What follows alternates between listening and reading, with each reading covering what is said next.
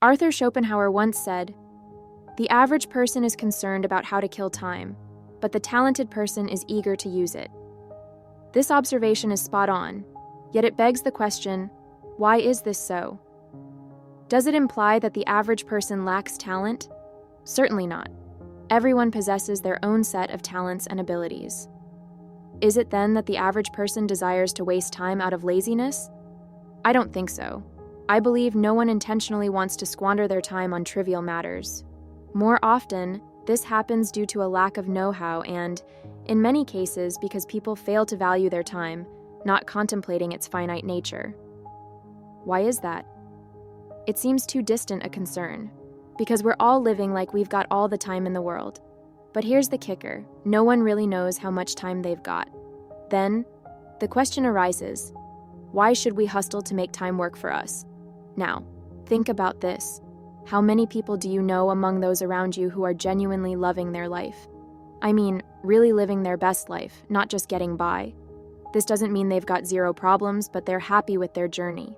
They are actively fulfilling their dreams, appreciating and enjoying the time they have.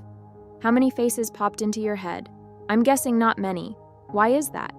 Is it human nature to find something to grumble about even when things are pretty good? But what if this dissatisfaction has deeper reasons? From what I've seen, many people settle for less than they are capable of achieving. Why? A noticeable number fail to recognize the value in their talents and thus fail to leverage them. You probably know someone who's a wizard at something but just doesn't see it as anything special.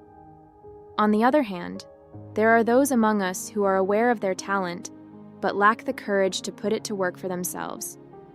And let's not forget about those caught up in the hustle, drowning in debts or leases, leaving them zero time to think about the scarcity of time or the potential of their talents.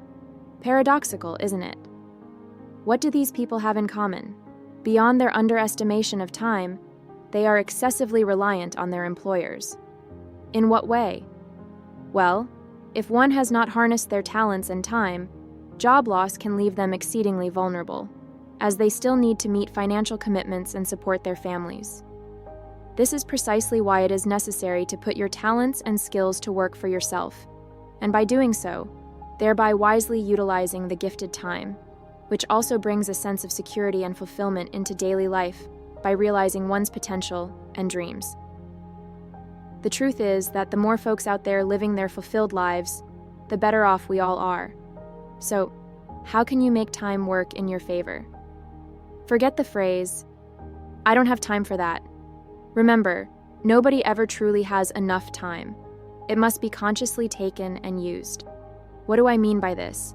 It's crucial to schedule even your most beloved activities occasionally, instead of postponing them endlessly to tomorrow, which never comes because something else important comes up every day.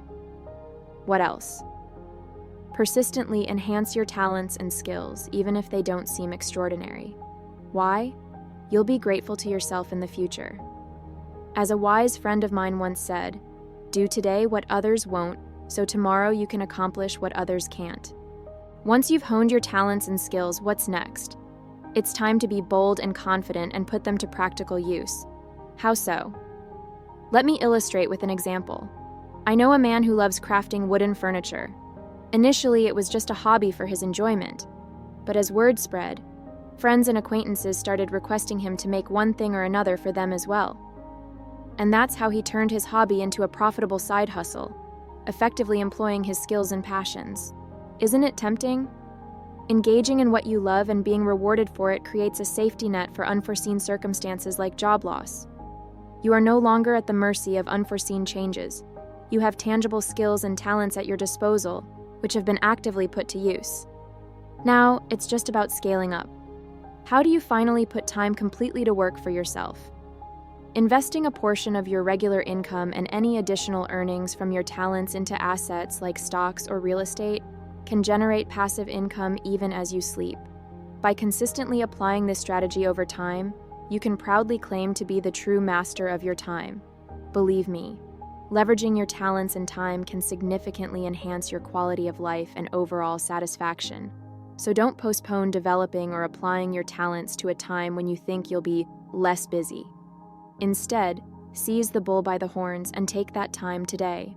As the Estonian poet Artur Alexar's poetic lines say, "There are no better or worse times. There is only the moment in which we are currently living." So, what are you waiting for? Let's make those hours count. Thanks for watching Liise Mindful Stories. I hope this story encourages you to find your true path. If you enjoyed today's video, please like, share, and subscribe for more inspiring content.